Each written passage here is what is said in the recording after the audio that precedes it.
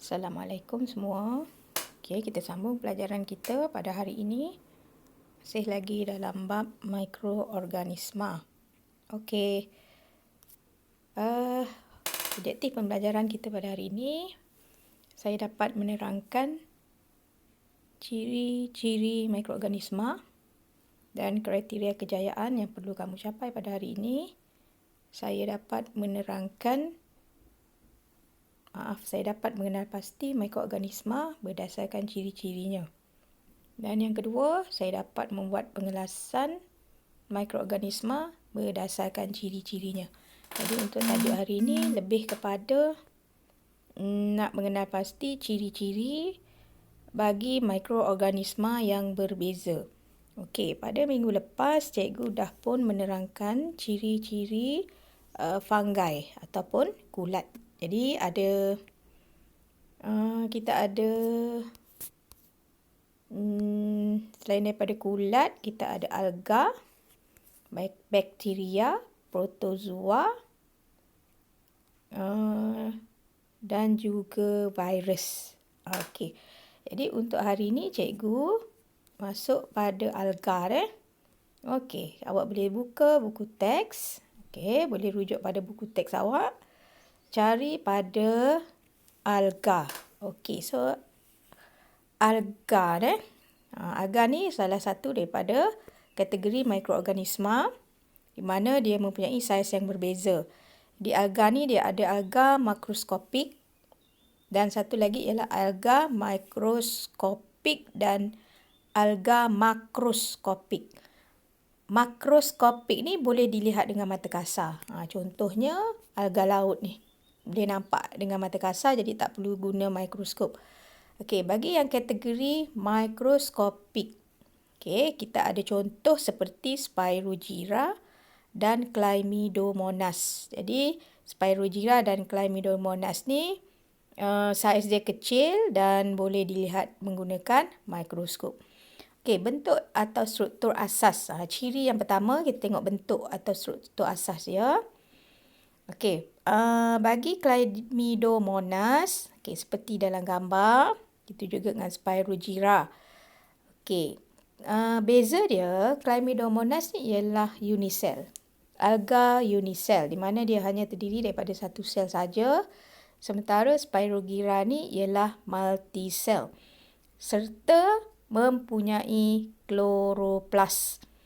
So, bila dia ada kloroplas, maknanya dia ada klorofil dan boleh buat makanan sendiri. Maknanya Spirogyra ni ialah kumpulan tumbuhan. Okey, itu bentuk dia. Kemudian dari segi nutrisi, bagaimana dia mendapatkan makanan. Okey, kebanyakan alga ni warna hijau sebab dia ada klorofil, bagaimana cikgu sebut tadi. So, bila dia ada klorofil, dia boleh buat makanan sendiri dan prosesnya ialah fotosintesis. Kemudian dari segi habitat, ciri seterusnya ialah habitat, tempat tinggal dia. Okey, alga ni biasa hidup dekat air tawar, air masin, dekat tanah lembap ataupun dekat kulit pokok, dekat kulit-kulit pokok yang terdedah pada cahaya matahari. Okey, ciri seterusnya ialah dari segi bagaimana dia membiak. Okey, bagi Chlamydomonas, cara dia membiak ialah kaedah asek, pembiakan asek. Dan kaedahnya ialah belahan dedua. So, dia boleh buat kaedah belahan dedua. Dan satu lagi boleh melakukan pembiakan sek dengan kaedah konjugasi. Okey. Dan bagi Spirogyra dia hanya boleh melakukan pembiakan secara konjugasi. Okey, ni pembiakan asek belahan dedua di sebelah kiri ni. Bagaimana daripada satu sel matang, dia akan melakukan proses belahan dedua. Okey, terbahagi dua dan dia akan jadi banyak lah. Okey, untuk kaedah konjugasi, dia mesti ada gamit. Dia ada gamit jantan, dia ada gamit betina. Berlaku proses persenyawaan, lalu membentuk zygot. Dan daripada zygot tu, dia akan keluarlah sel-sel baru. Okey. So, itu dua kaedah bagaimana alga membiak. sama ada pembiakan sek secara belahan dua ataupun melalui pembiakan sek kaedah konjugasi. Okey, kemudian kita pergi pada mikroorganisma yang kedua iaitu protozoa. Kebanyakan protozoa ialah mikroorganisma unisel. Okey. Dan hanya boleh dilihat di bawah mikroskop, tapi memadai menggunakan mikroskop cahaya kuasa rendah. Biasanya protozoa ni hidup secara berkumpulan, koloni. Okey, kita tengok pada bentuk dia. Okey, rajah 1.9 tu ialah struktur bagi paramecium. Ni contoh protozoa ialah paramecium pada rajah 1.9 dan rajah 1.10 tu ialah ameba. Okey. Jadi kita boleh kenal pasti daripada struktur dia. Ada beza Okey. Bagi paramecium, paramecium. Okey, paramecium rajah 1.9 ni kalau awak tengok bentuk dia macam selipar. So dia ada mikronukleus, dia ada mikronukleus, dia ada cytoplasma, ada vakuol makanan, ada membran sel dan ada rambut halus dikenali sebagai silia. Okey, dan bagi ameba, dia ada bentuk yang tidak tetap. Ni rajah 1.10 ni ameba, bentuk dia boleh berubah-ubah. Okey.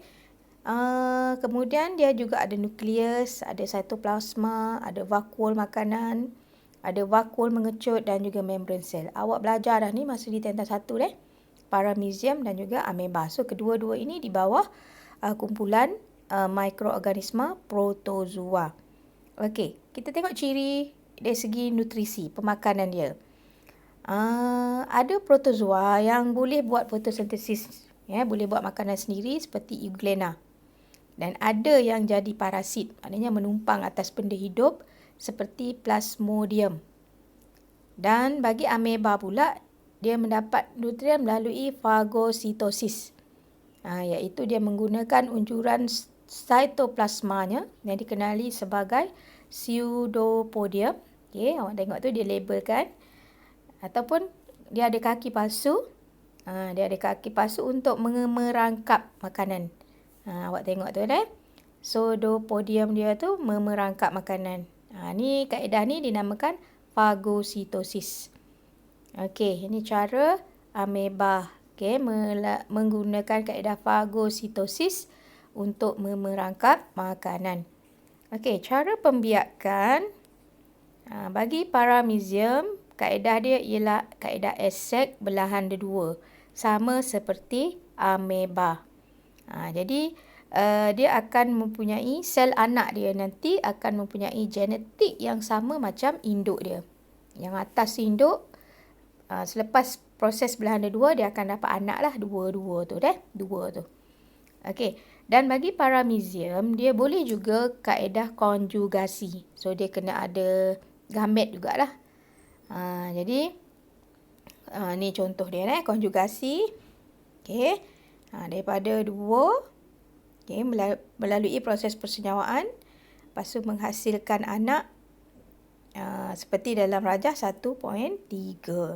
Okey, ini cara pembiakan bagi paramecium. Kemudian habitat habitat paramecium ialah air tawar. Dan bagi ameba dia boleh tanah yang lembap, air tawar, air laut dan juga boleh jadi hidup dalam perumah. So dia boleh jadi parasit juga. Okey, seterusnya ciri bakteria. Bakteria ni ialah mikroorganisma unisel juga. Dapat dilihat melalui mikroskop cahaya kuasa tinggi. Dia lebih kecil daripada protozoa. Okey, ini adalah antara contoh-contoh bakteria. Okey, seperti dalam gambar 1.4, bagaimana nak mengelaskan bakteria berdasarkan kepada bentuk dia. Okey, ada coccus. Okey, bentuk coccus, nama dia Streptococcus. Kemudian bentuk spirillum. Okey. Kemudian kita ada Bacillus dan ada bentuk Vibrio. Okey, ini bentuk-bentuk bakteria. Struktur asas seperti dalam rajah. Okey, dia ada dinding sel, ada flagellum, ada bahan genetik, ada cytoplasma. Okey, kebanyakan bakteria dia ada dinding sel supaya memberikan bentuk yang tetap dan sebagai sokongan kepada bakteria. Dinding sel tidak dibina daripada selulosa. Kalau bakteria ni dinding sel dia bukan daripada selulosa tetapi daripada asid amino dan polisakarida. Dan setengah bakteria dia ada kapsul untuk melindungi dinding sel. Dan setengah bakteria dia ada struktur rambut halus yang dinamakan pili. Dan pili ni, bila ada pili, bakteria boleh melekat pada permukaan tertentu. Untuk macam kaki lah, untuk dia lekat kat permukaan tertentu. Dan ada setengah bakteria ni dia ada ekor. Seperti dalam gambar 1.14 tu. Ekor dia dikenali sebagai flagellum. Bila ada ekor ni dia nak memudahkan pergerakan. Okey, bagaimana dengan nutrisi? Bakteria ni dia dapat makanan melalui pelbagai cara. Ada yang mempunyai klorofil. So, bila ada klorofil, dia boleh buat makanan sendiri. Dan ada yang jadi parasit, maknanya menumpang atas benda hidup. Dan ada juga yang jadi saprofit, maknanya dia hidup atas benda mati atau benda reput. Okey.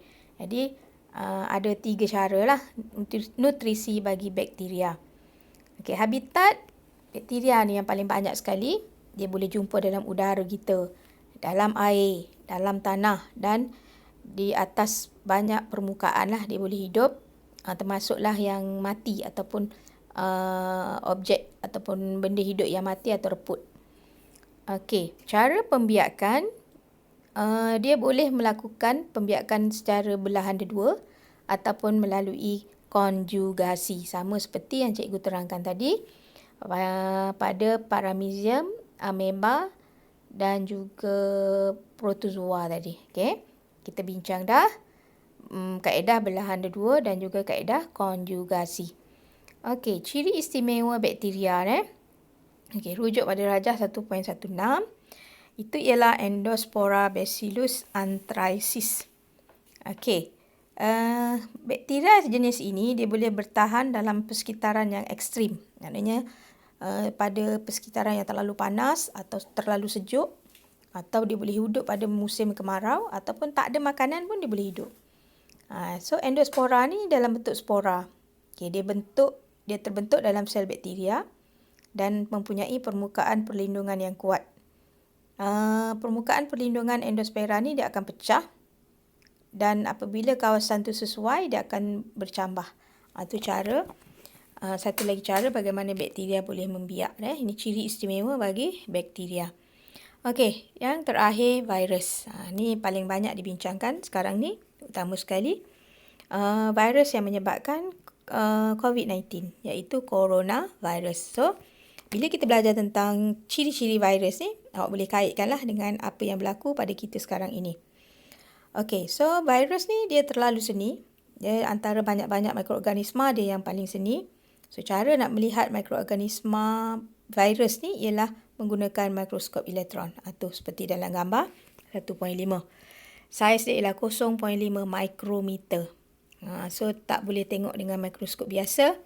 Hanya menggunakan mikroskop elektron. Bentuk, pelbagai bentuk.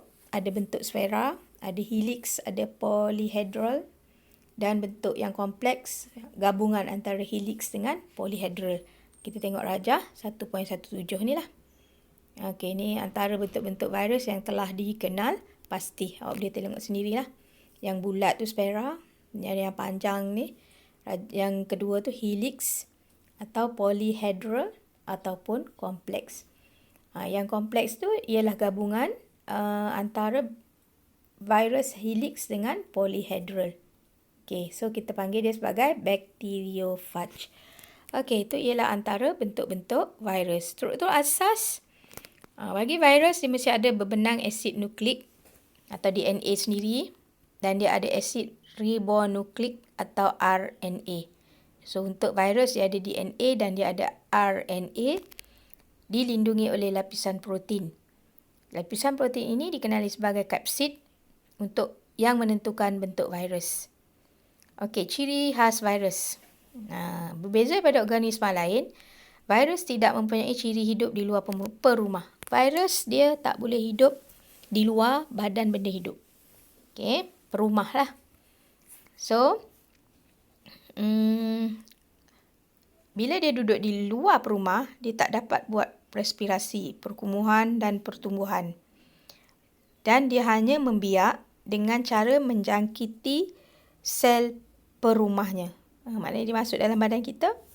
Itulah jadi makanan kita lah. Virus tu dia akan jadikan sel-sel badan kita ni sebagai nutrien dia. Okey. Berikut ialah proses pembiakan bacteriophages dengan menjangkiti bakteria. Virus jangkit bakteria. Ni cerita dia virus masuk dalam bakteria. Jadi virus tu melekatkan diri pada permukaan sel perumah. Dan salah satu sel perumah dia ialah bakteria. Dia dua mikroorganisma, tapi dia virus ni halus lagi. So, dia boleh masuk dalam bakteria. Okay, so bakteria pun dia ada DNA juga.